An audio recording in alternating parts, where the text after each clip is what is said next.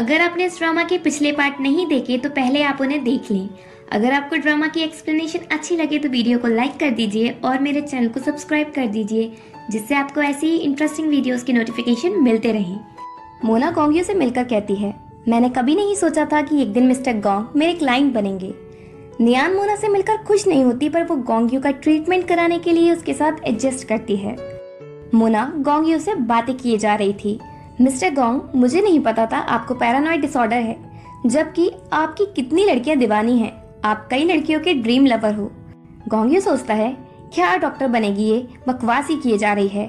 और वो कहता है, मुझे ट्रीटमेंट कराने की जरूरत नहीं है, तुम हाई क्लास लेडी हो, पता नहीं ट्रीटमेंट करोगी या सिर्फ टाइम पास। गोंगयू नियान को लेकर जाने लगता है।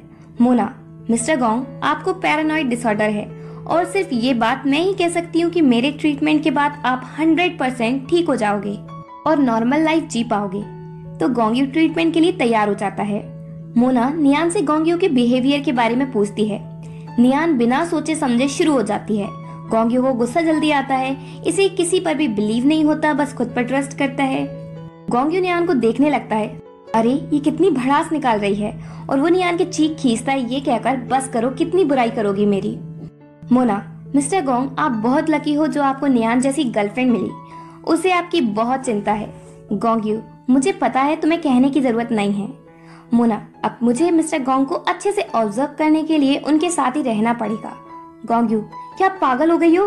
मोना, मैं बाकी डॉक्टर की तरह नहीं हूँ, मैं पेशेंट का ट्रीटमेंट अच्छे से उसे ऑब्जर्व करके करती हूँ, पर मैं आप दोनों की लाइफ को डिस्टर्ब नहीं करूंगी।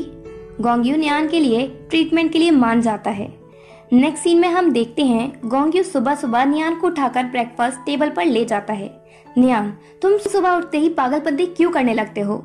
फिर दोनों साथ में ब्रेकफास्ट करते हैं। सुबह से ही गोंगयू का मूड रोमांटिक होता है, तो ब्रेकफास्ट के टाइम वो नियान को अपने माउथ में चेरी पकड़कर खिलाता है। उसी टाइम मोना वहाँ आ जाती है। मोना, लगता है मैं गलत टाइमिंग पर आ गई। गोंगयू, चलो, तुम्हें पता तो चला कि तुम्हारी टाइमिंग बैड है। एंड मोना गोंगयू के साथ कंपनी जाती है, जिससे वो उसे ऑब्जर्व कर सके। नियान भी कंपनी पहुंच जाती है, क्योंकि उसे मोना पर विश्वास नहीं होता। कंपनी में मोना नियान की फ्रेंड बनने की कोशिश करती है। गोंगयू नियान के पास जाता है और उसे पकड़कर कहता है, मेरी वुमेन से तुम दूरी रहो। मोना, ठीक है, वैसे मैं आपको बता दूं मिस्टर गोंग, मैं भी वुमेन हूँ। अगर कोई और भी आपके लवर को लाइक करे तो इसका मतलब वो बहुत अच्छी है। गोंगयू, हाँ ठीक है। नियान, तुम दोनों लड़ना बंद करो। देन नियान अपने बुक फैन साइन इवेंट में जाती है। गोंगयू उसके साथ नहीं जाता, पर वो उसे कांटेक्ट में रहने को कहता है। नियान इवेंट में पहुंचती है तो उसने जो कॉमिक बुक गोंगयू से इंस्पायर होकर बनाई थी वो काफी पॉपुलर हुई और उसी बुक ने उसे काफी पहचान दिलाई। नियान सोचती है कि मैंने कभी ऐसा नहीं सोचा था कि इतने टाइम में मैं इतनी फेमस हो जाऊंगी। इवेंट के बीच में एक फैन नियान पर कुछ सामान फेंक देता है, तो वो इवेंट कैंसिल कर देती है।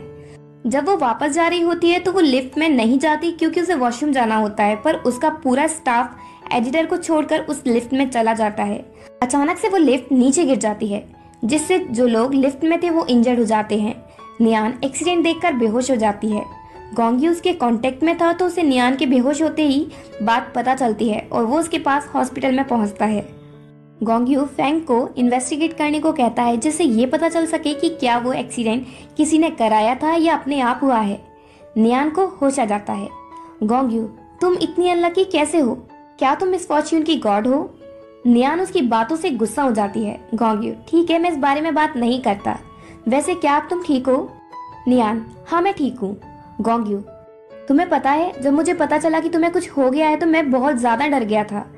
नियान से हॉस्पिटल में मिलने मोना आती है। फैंग, चलो अच्छा है कि नियान ठीक है। मोना को तुम्हारी बहुत चिंता हो रही थी। मोना, नियान तुम्हें पता है, जब तुम्हारे बेहोश होने की बात गोंगयू को पता चली तो वो बहुत परेशान हो गया। वो जल्दी से भागकर तुम्हारे पास आया। जब मोना नियान से बातें कर रही थी तब गोंगयू मोना को घूरे जा रहा था और मुझे लगता है वो सोच रहा होगा तुम्हें इतनी बकवास करने की जरूरत नहीं है। फिर वो मोना से कहता है, तुम्हारा एक्साइटेड होना पूरा हो गया हो तो अब यहाँ से जाओ। मोना, ये तुम क्या कह रहे हो? मैं यहाँ नियान को देखने आई हूँ और वैसे भी मैं तुम्हें ऑब्जर्व कर रही हूँ। गोंगयू, तो अब मैं कह रहा हूँ तुम यहाँ से जाओ। गोंगयू के रूड बिहेवियर से मोना रोने लगती है और कहती है, मैं चाहती हूँ कि मिस्टर गोंग आप मुझे थोड़ी रिस्पेक्ट दें, क्योंकि मैं भी एक वुमेन हूँ। और वो चली जाती है। गोंगयू नियान के पास ही रुकता है और उसका मूड अच्छा करने की कोशिश करता है।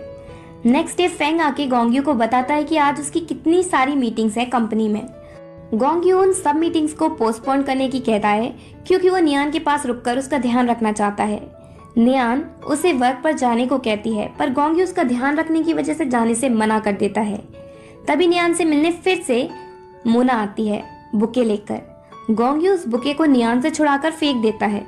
गोंग्यू को मोना बिल्कुल अच्छी नहीं लगी, इसलिए उसे देखते ही उसे गुस्सा आ जाता है।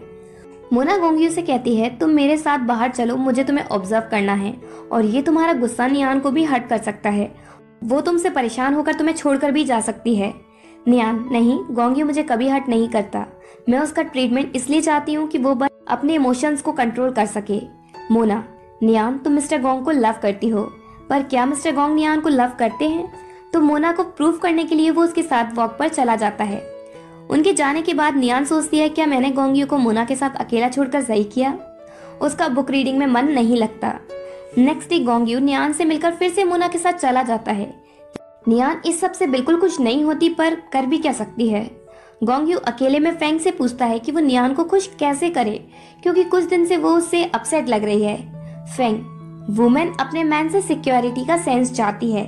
गोंग्यू ऐसी भाषा में बोलो जो मुझे समझ आए। फेंग तुम कुछ ऐसा करो जिससे नियान को फील हो कि तुम उसे बहुत लव करते हो। गोंग्यू तो फिर क्या करना चाहिए? फेंग तुम उसे कोई गिफ्ट दो। देन वो ऑफिस चला जाता है। नियान से मिलने उसकी एडिटर आती है।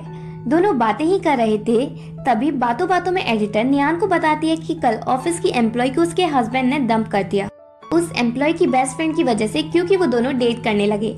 नियान ये सुनकर परेशान हो जाती है और उसे लगता है कि कहीं गोंग्यू भी मोना को लाइक ना करने लगे।